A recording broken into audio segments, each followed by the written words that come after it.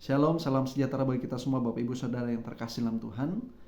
Puji Tuhan kita boleh bertatap kembali dalam keadaan penuh semangat, diberikan nafas kehidupan, boleh dibangunkan dalam keadaan sehat, dan kita percaya bahwa semua oleh karena kasih dan anugerah Tuhan.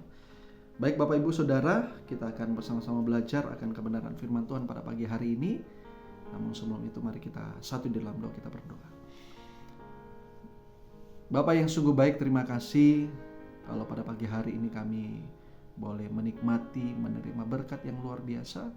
Dan kami percaya semua oleh karena kasih, anugerah, bahkan campur tangan Tuhan Yesus yang begitu luar biasa di dalam setiap langkah kehidupan kami.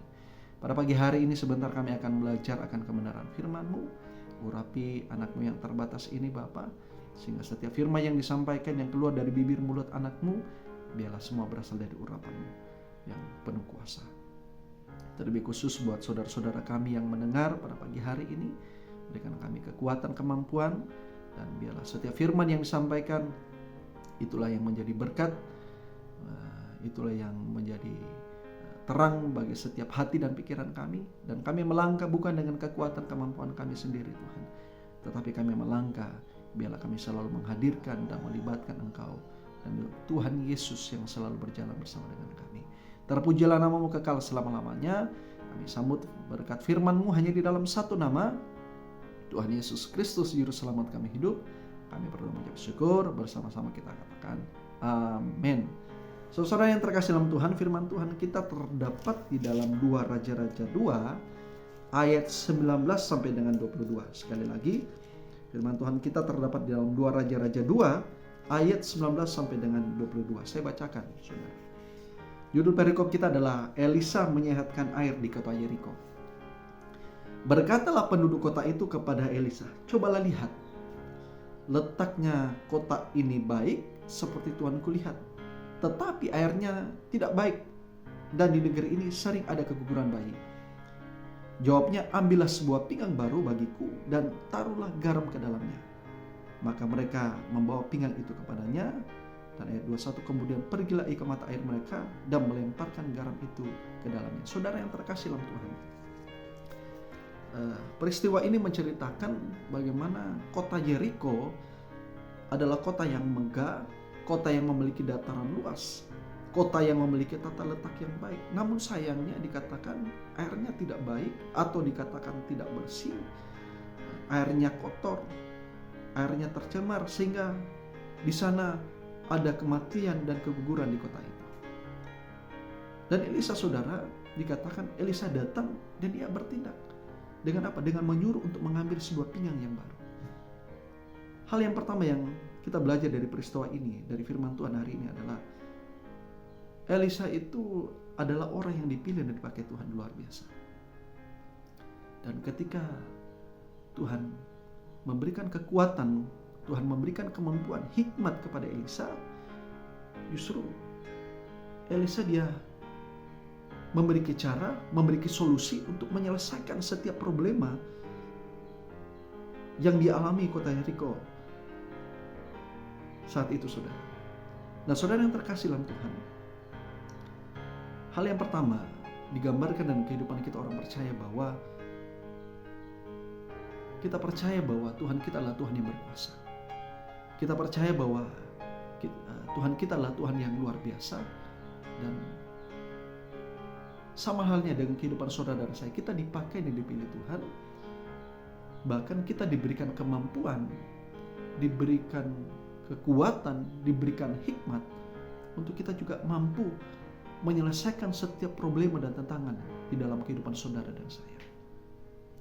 Nah, sehingga dikatakan kemudian ketika mereka mengambil ikat pinggang yang baru itu, kemudian ayat 21, kemudian pergilah ia ke mata air mereka dan melemparkan garam itu ke dalamnya, saudara. Yang kedua, poin yang kedua, kita belajar dari firman Tuhan hari ini adalah cara Elisa dia menyehatkan air di kota Yeriko dengan apa? Dengan dia melemparkan garam ke mata air. Saudara, kalau berbicara garam, mengingatkan kita akan garam dunia. Artinya, saudara, kehadiran saudara dan saya, tindakan kita harus memberi dampak, harus memberi perubahan, harus membawa berkat bagi setiap orang, sehingga apa? Sehingga orang bisa melihat kemuliaan Tuhan di tengah-tengah kehidupan saudara dan saya. Nah, ketika Elisa dia melemparkan garam ke mata air dan dia berkata, beginilah firman Tuhan, telah kusehatkan air ini, maka tidak akan terjadi lagi olehnya kematian atau keguguran bayi.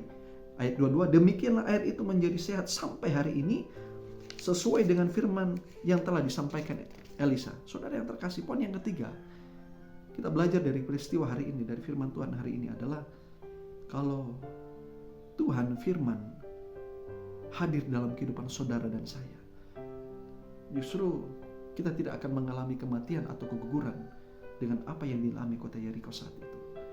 Tetapi ketika Tuhan yang adalah firman hadir dalam kehidupan saudara dan saya, justru saudara dan saya, kita mengalami kemenangan setiap hari, kita mengalami keberhasilan setiap hari, bahkan kita mengalami kehidupan yang kekal yang berasal daripada Tuhan Yesus.